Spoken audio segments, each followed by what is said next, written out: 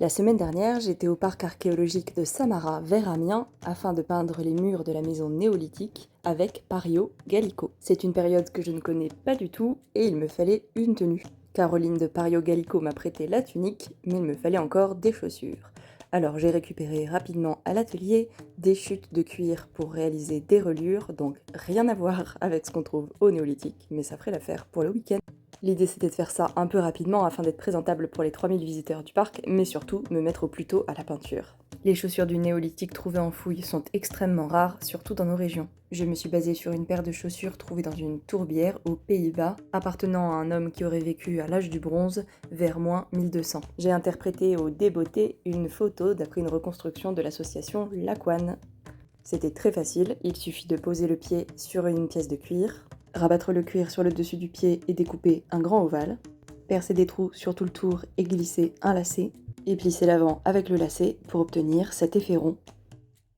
Et grand luxe, et parce que c'est historique, j'ai ajouté des semelles. C'était l'occasion de valoriser mes chutes de Pignatex, un cuir vegan en fibre d'ananas, qui est justement utilisé depuis plusieurs années par de grandes marques de sneakers et sacs à main pour sa résistance à l'usure, et que j'avais utilisé pour ma recherche sur une alternative au cuir pour la conservation-restauration des livres reliés. Donc pas si loin des semelles historiques en tapis de fibres. Pour une reconstitution sur le pouce, ça passe. Une fois la semelle glissée, il ne me restait plus qu'à coudre l'arrière, et je me suis trouvée avec un angle un peu droit à la base. Je me suis dit que ce serait un problème pour plus tard. J'ai enfilé la première chaussure le temps de commencer la deuxième, et quand j'ai récupéré la première pour m'occuper de cet angle, pouf, disparu, il s'était rabattu sous la semelle. Attends, Au final, ça m'a pris 3 heures pour chaque chaussure, mais clairement je pense qu'avec de l'expérience, ça aurait pris juste 1 heure pour les deux.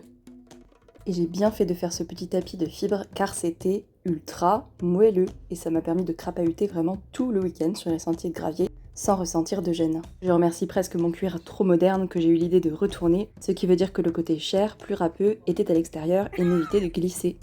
Et je n'aurais pas forcément pensé à faire ça du premier coup si j'avais eu un cuir à tannage plus compatible pour cette période. Un peu de peinture pour décorer, et j'étais prête pour interpréter une peintre du néolithique.